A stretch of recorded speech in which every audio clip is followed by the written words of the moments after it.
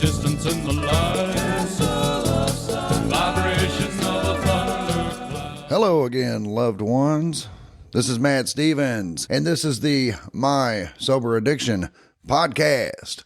And of course, dear loved ones, we are happy, we are healthy, we are wealthy, we are loved, and oh yes, we are free. And you know what else, loved ones? Well, I had told the lovely Kitty that I kind of wanted to do something funny with the opening. And I mean, it's one of those things, it's like I would have thought it was funny, but other people may not have. It's kind of like when I say something that I would think is funny to my kids, and of course, I think it's hilarious, and they do not. And of course, they're thinking, who do you think thinks that's funny? And I'm like, well, I do. I mean, there's that. But clearly they're not amused in those cases. So anyway, what I was thinking about doing, and I do think it's funny, but what I was thinking about doing was saying hello, loved ones, you mother effers, you. Of course, I wasn't going to say effers. I was really going to go all the way in with that. I think it's funny because I'm sitting here imagining like somebody maybe taking a sip of coffee and hearing, hello, loved ones, you mother effers, you, and just spitting their drink everywhere. So anyway, that's what I was thinking about doing. That was funny. Definitely would have been something new. That's for sure. So there's that. Depending upon when you are listening to this being the first week of August in 2025, we are right in the middle of the dog days, the dead heat of the summer. Well, when I first got sober, I got a job, but I really had nothing. And I managed to get some money up, and I bought myself a car. Nothing major, a very old Volkswagen Jetta. It was black with leather interior and zero air conditioning. And that thing was incredibly hot in the summer. Now, I'm not saying I don't appreciate it. In fact, I still have very fond memories of that car. In fact, that car might have the most sentimental value to me, but it is gone now. But nonetheless, it was the first real thing that I did after I got sober. Besides, get a job and things like that. But that was the first real thing that I did that signified I have turned the corner, was buy that car. But it was incredibly hot. And I believe for a couple of summers there, I complained about the heat. Then, fast forward to like a very cold winter, just a blustery cold winter, the kind of winter when the wind hits you in the mouth, it like takes your breath away. You can't even breathe. It's like, oh God, and it stings your face, that type of cold. During that winter, I was longing for summer so badly. And I was like, I will never complain about the heat in the summer again. And I was thinking about that story, before I started recording this. And I'm like, yeah, but when you were complaining about the heat was when you had that black car with a leather interior and then no air conditioning. So there was that. Here we are again in the dead heat of the summer, and I am not going to complain. However, I am kind of ready to move out of summer because it's been incredibly busy. It's just been a lot of going, here, there, and everywhere. And I haven't been able to maintain the podcast like I should. And the YouTube channel, and then of course, I love to read. I write a lot too, and I haven't been able to do any of those things because it's just been go. It's just been so busy. I'm not complaining, please understand. I'm just stating the facts. But I am looking forward to things kind of slowing down. I guess the weather getting a little chillier and spending more time at home and focusing on those other things such as the podcasting and the writing and things like that. So anyway, that's what's been going on. That's why the podcasts have been getting out so late. It's just been a lot of stuff going on. Also, I want to remind you that Clive, our good friend Clive, did begin that WhatsApp group, and I've got the links to it in the notes. If you want to come and chat us up or whatever, it's completely free. You do have to download the WhatsApp app. If you've listened to any Clive's podcast, the guy that he podcasts with a lot, Dom, he's in there too. Super cool guy. And it's just fun, So if you want to join the group and chat with us and stuff and maybe share your victories, whatever you want to do, that would be fantastic. So getting to this episode, I was thinking about, and this is something that I have talked about in the past, but I haven't really talked about it in this way. Those of us who are addicts, and I mean classic addicts, people who show addictive traits from early in life, even people who maybe never really fell into a drug addiction or chemical addiction or whatever. But now that we have kind of gotten on the other side of addiction and we're looking back, if we look back on our lives, very good chance you can find, maybe even in your childhood, where before you got into drug addiction, where you were demonstrating or showing those addictive traits, meaning not knowing moderation type of stuff. Of course, then when we got into drug addiction, of course, that was when it became very obvious, because then we threw in physical dependence. But then after the fact, it's like whenever I've said in the past, I would highly recommend someone who was hiring a crew of workers to consider hiring addicts in recovery, only because they really dedicate themselves to whatever they're doing.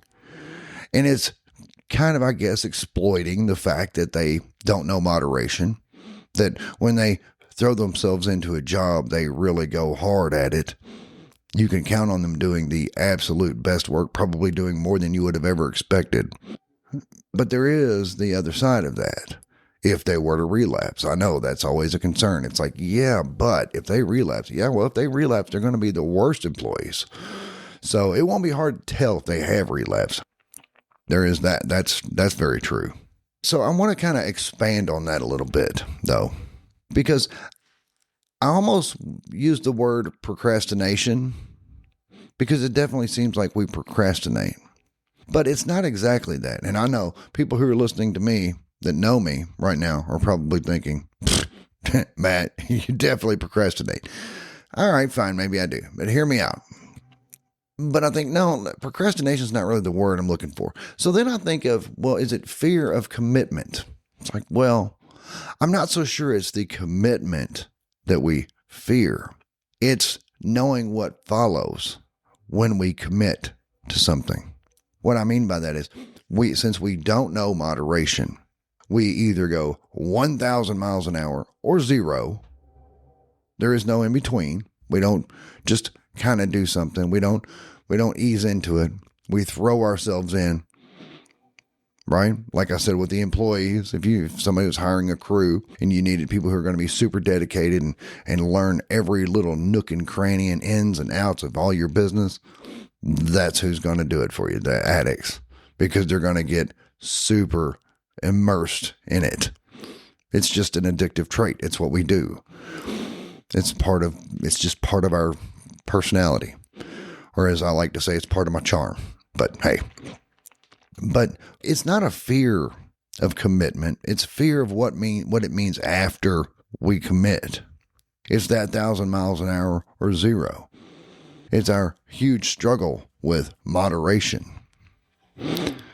Because we know that once we commit, that's it, man. That's it. 1,000%. We are all the way in. Be it when we were in active addiction, with drugs, with the hustle, with the lifestyle, with our cover stories to our loved ones. We thought we were so slick.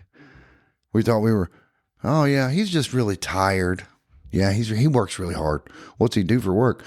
Oh, I don't know. He works with some guy painting or doing masonry repair. Right. Sounds good. We get that story all the way down. We might even run around with some tools in our trunks of our cars if we have one. Right? Just to kind of sell it because we go all the way in. Some of you may be laughing because actually the masonry part, that's pretty common. That's a pretty good one. Pretty common one, I guess. I don't know. No, I'm not picking on people who do masonry work. Please, God, please understand. I'm not saying they're all a bunch of drug addicts. I'm not. Kind of funny, though. I do remember I was at a friend's house. This is way off the subject, but it just made me think.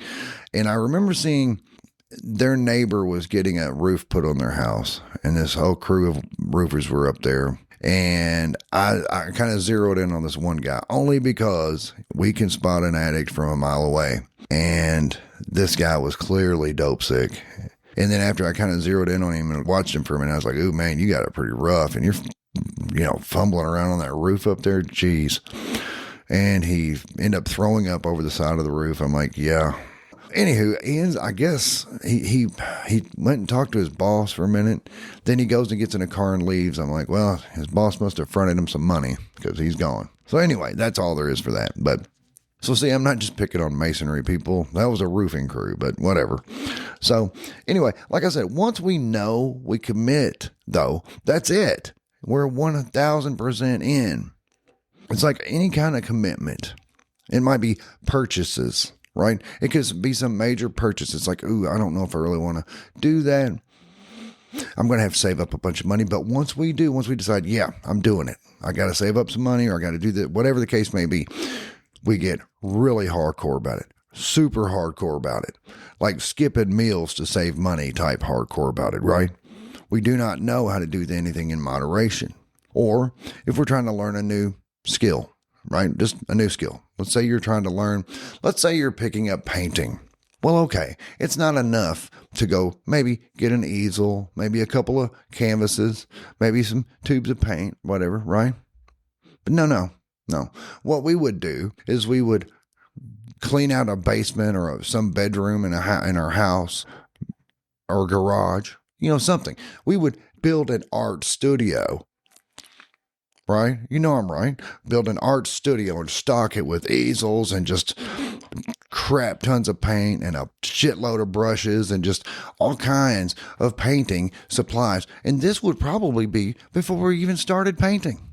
We'd be like, yeah, I'm going to be a painter and I'm going to make some beautiful art. And you probably will, because you can be incredibly dedicated to it and obsessive about it. Because it's an addictive trait. We get obsessive about it. So yeah, probably will create some beautiful art. But it's like, do you really have to go that hardcore? Do you really have to go that hard into it to the point where you're going to build an entire art studio before you even really begin? That's exactly what somebody with addictive traits would do. Or like, if it's like, I'm going to start working on cars. Yeah. Get a whole garage with all kinds of equipment, spend a crap ton of money on equipment. But I mean, I guess it's good. At least you've got you've got the ability to do that kind of thing. I'm just saying we need to back off a little bit. We need to learn some moderation. It's just a healthy habit to have. Here's a very common one. I mean, I guess at least with people that I talk with. Meditation. Meditation is something that we all know we should do. Meditation is great for you. Meditation is it's just good for you. However, that doesn't mean that we have to go and drop $1,500 on some transcendental meditation class and learn how to do all that. I mean, you may work your way up to that. You may decide, hey, transcendental meditation is for me. That's a different form of meditation. You can research it, but please don't think, I've got to go drop all this money. It's probably more than $2,000 now. I don't know how much it is. I think at the time I looked into it, it was like $1,200 or $1,400. Would have been worth it. But anyway, so, but meditation, it's like we don't have to learn all the poses and the mudras. And yes, there's reason for all those things. The mudras are the way you hold your hands when you meditate. Depending upon what poses you hold it in, it has different meanings. And yes, it is important. It's very good. It's like a physiological way of signaling your subconscious a message. That's what the mudras kind of are. Plus, they direct energy, like with your meridian lines in your body, but that's a whole other thing. To begin a meditation practice, you don't have to go out and buy the fancy schmancy mat to sit on. You don't have to learn the poses. You don't have to learn the hand signals. You don't even really have to sit in any position. to effectively begin meditating, just sit comfortably. It can be in a chair. It can be on a couch. It can be on the floor, sure, but comfortably. I know that a lot of people, when they think of meditation, if they're not real knowledgeable about it yet, they always imagine that monk up on the mountaintop. The monk just sitting there for hours and hours on the mountain. It's like, no, it's not necessary. Really, most meditations 10 to 20 minutes, maybe 30. I don't think I've ever meditated more than 40 minutes. That's an incredibly long meditation. It really is. Now, maybe if you were in the Himalayan mountains with monks, okay, fine. Maybe that wouldn't be that long. But here in the West, that's a pretty long meditation. And it's really all you need to do. Just focus on the breath. Don't follow your thoughts. Understand that thoughts are going to come. They're going to. Your brain is still going to fire thoughts through there. You're going to think, oh, I forgot to pay that bill. I need to take care of that. Yeah, you do. You definitely need to take care of that bill. But you don't need to focus on it right now. Right now it's meditation time. It's like, oh, what am I going to make for dinner tonight? You definitely need to decide on what you're going to make for dinner tonight, but you don't need to worry about it right now, right? I mean, it's that kind of thing. When those thoughts come into your mind, let them go. That's all. Just let them go. It's like, oh, I need to figure out what I'm going to make for dinner. That's all. Just don't follow it out from there. Or, oh, crap, I need to pay that bill. Let it go. Let it go. One time before I was talking about meditation, I was like, it's like sitting on a porch and watching cars drive down the street. All right, it's like, oh, there goes a blue one.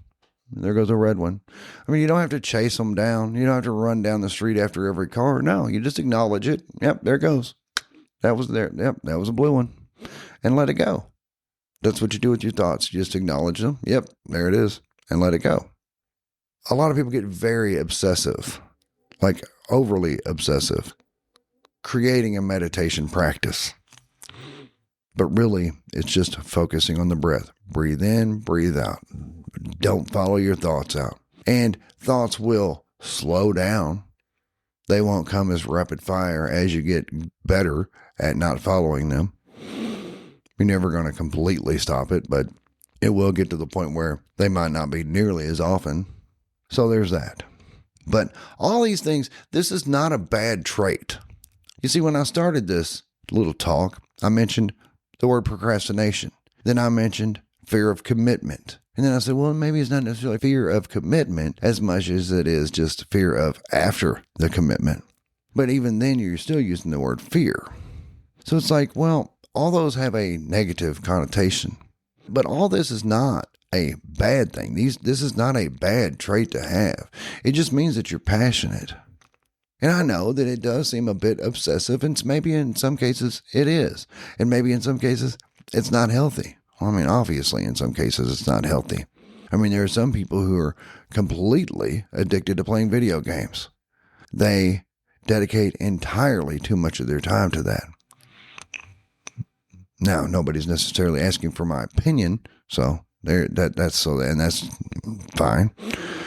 But there's a lot of people who are dedicating entirely too much. They are obsessing over video games, just like we obsessed over drugs and or alcohol, right? There's people who are obsessing over that meditation practice that they just can't seem to get it quite down. It's like, there's no wrong way. You can't mess up meditation. Well, actually, the only way you mess up meditation is if you get frustrated and stop. Is if you say, damn it, I keep following these thoughts, and you stop. Screw it. I just got to start over. That's the only time you've ever messed up meditation. That's the beautiful thing, is you can't really mess it up. And you can only get better at it. So there you go. But this is not necessarily a bad trait of ours, that we obsess, that we don't really know moderation. I'm not saying we just need to continue to go balls to the wall on everything. No. This is something that we do that I believe we need to recognize it. Say, yeah, I've had a very hard time with moderation in my life. I don't really know how to use moderation. I'm pretty bad about obsessing about things once I get once I make my mind up and I commit to whatever it is, I kind of just go too hard at it. That's not a bad thing. That means that you're passionate. And really, if you look at the state of the world, we could use more passionate people. Of course, directing that passion at some much better quality things. But we need people with passion. We need people with passion for making the world a better place. We need more people with passion in the world. No doubt.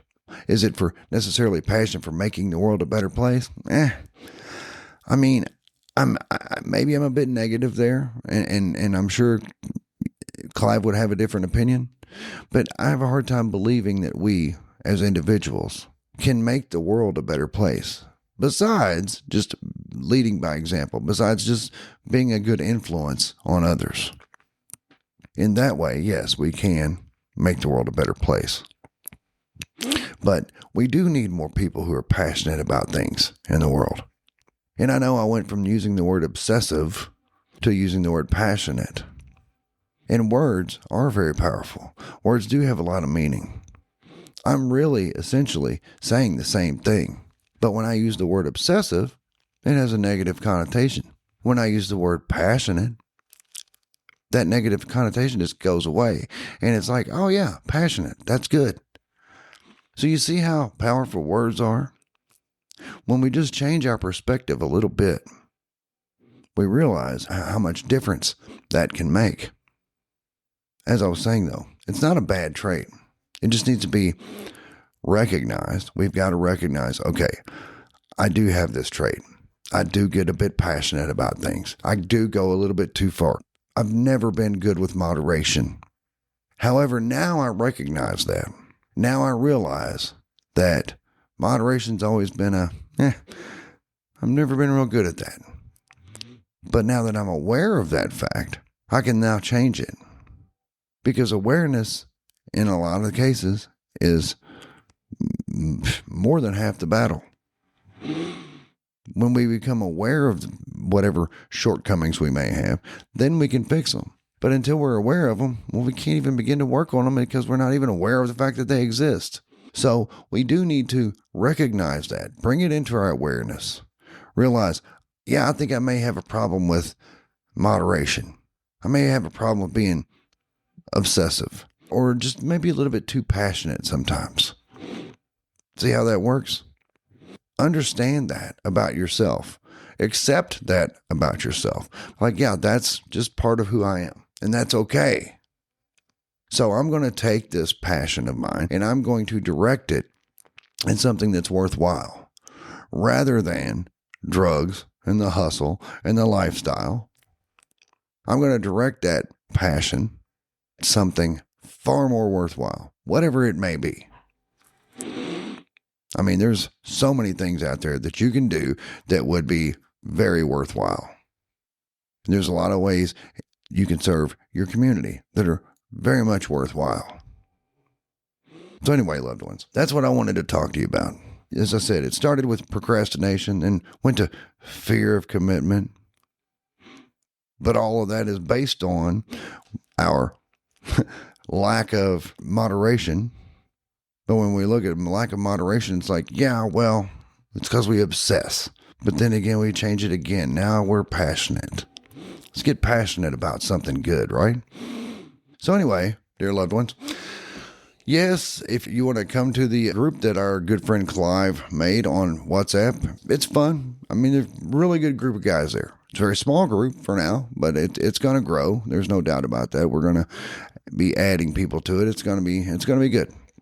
And you can get in and start growing that group with us. Also, as always, if you need to find me, you can find me on the mysoberaddiction.com. I will be the first to admit, yes, lately I have neglected the website and all of that. It's just been, as I said at the beginning, this summer has been just crazy, balls to the wall nonstop. And I'm looking forward to the changing of the season and for things to slow down a bit so we can really do some good stuff with the podcast and the YouTube channel and all that. Speaking of, I still have not renamed the YouTube channel. I think I've got some ideas what I want to name it, but if you have any ideas, you're always free to let me know. You can still use the Chat with Matt feature in the description of this podcast. Speaking of which, if you have not yet given me a rating and or review for the podcast, please do so. I would really appreciate that wherever you get your podcast.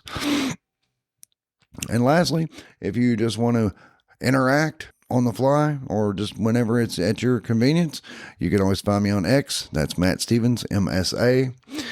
But anyway, dear loved ones, sorry for everything being so late lately. 'Tis the season, I suppose.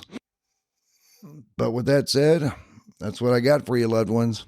I do love you. I truly do. And I will be back directly. There is a distance